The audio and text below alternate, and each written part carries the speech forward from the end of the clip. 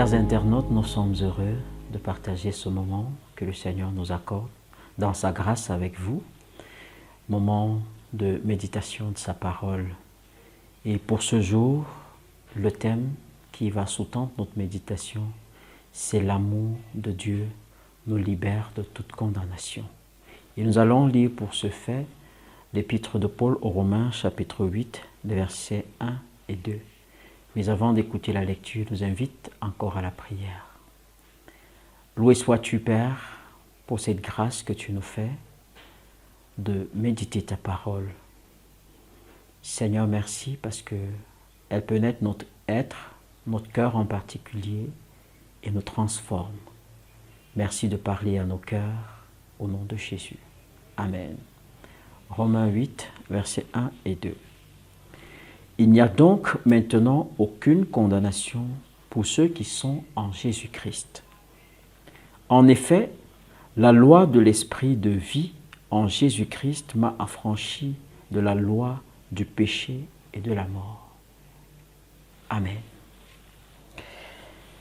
Il est clair ici que c'est l'apôtre Paul qui s'adresse à la communauté de Rome et il parle ici de comment est-ce que nous avons été libérés de la condamnation qui pesait sur nous. Parce qu'il faut le dire, toute personne qui n'a pas rencontré le Seigneur, toute personne qui n'est pas passée par l'acceptation du sacrifice de Christ à la croix est encore sous la condamnation parce que le péché subsiste en lui et ce péché qui subsiste en lui est source de condamnation pour sa vie. Et le texte est clair ici en disant que maintenant, il n'y a donc plus de condamnation pour ceux qui sont en Jésus-Christ. Maintenant fait référence au temps où nous sommes maintenant. Après que nous ayons reçu le Seigneur Jésus, après que nous ayons accepté Christ comme notre Seigneur, après que nous soyons appropriés l'œuvre de Christ à la croix.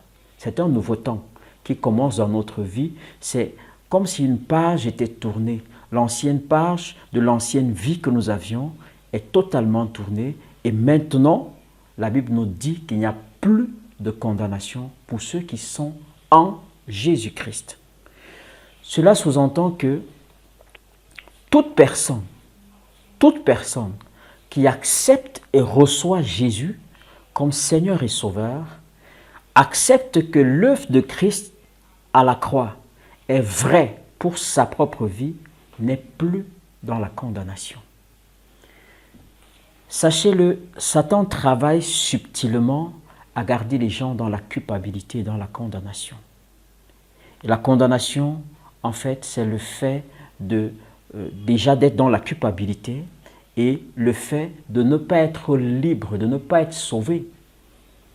Et son objectif, c'est que nous passions l'éternité avec lui dans les flammes de l'enfer qui n'ont pas été réservées pour les hommes, mais pour lui et les anges déchus qui l'ont suivi. La bonne nouvelle que le Seigneur nous annonce, c'est qu'à la croix, Christ donc nous a rachetés de cette condamnation. C'est pour cette raison que nous sommes appelés à venir à lui, à nous engager, à marcher à sa suite. Et en marchant à sa suite, donc, nous bénéficions de cette libération totale que le Seigneur nous accorde. Et en fait, c'est l'amour de Dieu qui se manifeste encore au travers nous. Parce que si Christ n'avait pas accepté ce sacrifice à la croix, nous serions toujours aujourd'hui dans la condamnation. Mais ceux qui sont en lui ont reçu la libération de tout ce qui pouvait peser sur leur vie comme condamnation. Il explique par la suite que la loi de l'esprit de vie en Jésus-Christ m'a affranchi de la loi du péché et de la mort. Naturellement, on peut percevoir ici, n'est-ce pas, les deux temps de dispensation. Le temps de la loi, qui est l'Ancien Testament, et le temps de la grâce, qui est le Nouveau Testament, avec l'avènement de Jésus. L'Esprit de Dieu, qui est cette puissance de Dieu, cette autre personne de la Trinité, vient nous révéler une autre dimension de la vie que nous sommes appelés à mener. C'est le Saint-Esprit qui nous conduit. C'est l'esprit de vie qui nous conduit. Et cet esprit de vie qui est en Jésus-Christ, que Christ a répandu sur ceux qui lui appartiennent, vient leur donner d'être libérés de la loi qui régnait autrefois. Et nous permettre par la même occasion d'expérimenter une liberté en Jésus-Christ. Une liberté, certes, qui n'est pas le libertinage, parce qu'il ne faut pas confondre les choses et penser que le Saint-Esprit octroie la liberté à des personnes pour que ces personnes fassent les choses comme elles veulent. Non, le Saint-Esprit aussi a sa discipline et une manière de fonctionner. Donc la volonté de Dieu, c'est que nous puissions intégrer que la mort de Christ à la croix, son sacrifice et le Saint-Esprit qui est en nous, nous rend libres. Et Dieu accomplit toutes ces choses-là dans notre vie par amour. Et nous savons que la venue de Jésus est la manifestation parfaite de l'amour de Dieu. C'est pourquoi c'est par amour que nous sommes libérés de toute condamnation. Tu n'es plus sous la condamnation. Le Seigneur Jésus t'a libéré, il t'a affranchi. Crois en cette parole et tu vivras un homme libre. Amen. Prions le Seigneur. Seigneur, loué sois-tu parce que tu es notre rocher, tu es notre force. Nous étions perdus et condamnés sans toi, mais tu as envoyé Jésus à la croix pour nous. Désormais, Seigneur, il n'y a plus de condamnation qui subsiste dans la vie d'une personne qui est en Jésus.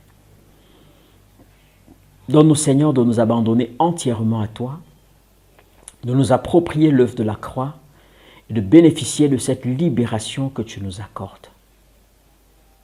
Merci, Père éternel, pour l'amour que Christ a manifesté à notre endroit en acceptant de prendre sur lui tout ce qui nous condamnait pour que désormais nous soyons libres. Loué sois-tu, Seigneur, pour ta fidélité. Loué sois-tu, Seigneur, pour ton amour. Au nom puissant de Jésus-Christ. Amen.